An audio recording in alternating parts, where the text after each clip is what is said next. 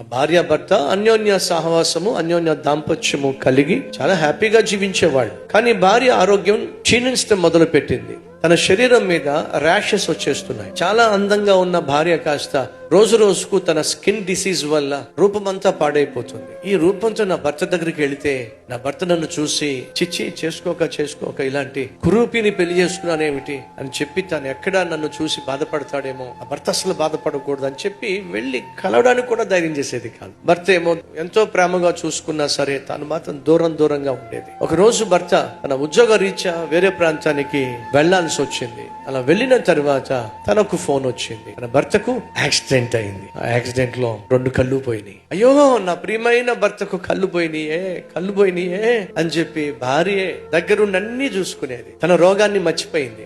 నా భర్తకి ఏ లోటు లేకుండా చూసుకోవాలని పడి తన భర్తకు అన్ని చేసి పెట్టేది. భర్త ఏమో సంతోషంగా తనతో పాటు సమయం గడిపేవాడు. భార్య భర్తలుగా కలిసి దాంపత్య జీవితాన్ని సంతోషంగా జీవించేసేవాడు. ఎంత బాగుందో. ఒక రోజు భార్య చచ్చిపోయింది. చాలా మంది స్నేహితులు వచ్చి ఆ భర్త పక్కన కూర్చున్నారు.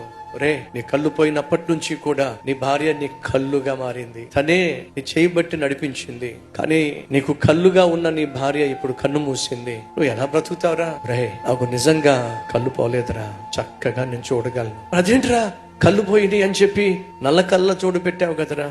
లేదురా, నా భార్య స్కిన్ డిసీజ్ తో రోజు రోజుకు తన రూపాన్ని కోల్పోతున్నప్పుడు ఇంత అందమైన భర్తకి నాలాంటి కురూపి లాంటి భార్య దొరకడం అది ఆయన దురదృష్టం. నేను మాటికి ఈ రూపం పెట్టుకుని ఆయన దగ్గరికి వెళితే ఆయన ఎక్కడ మనసులో నొచ్చుకుంటాడో అని చెప్పి నాకు దూరం అవుతుందిరా. నా భార్యకు నేను దూరం కాకుండా తన అనారోగ్యంతో బాధపడుతున్నప్పుడు తనకు అండగా సంపూర్ణంగా భరోసా నేను ఇవ్వాలి అని అంటే నాకు కళ్ళు ఉండకూడదురా. కాబట్టే నా భార్య నొచ్చుకోకుండా చివరి శ్వాస వరకు సంతోషంగా ఉండాలని చెప్పేసే నేను కళ్ళుండి కూడా కళ్ళు లేనివాడిగా జీవించానురా.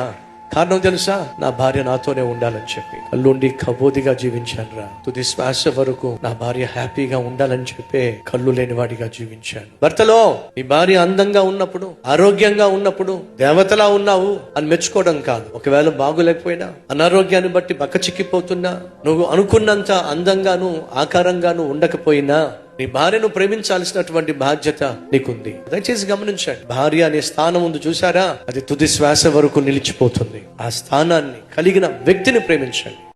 ఈ రీల్ లైక్ చేయండి, అనేక మందికి షేర్ చేయండి.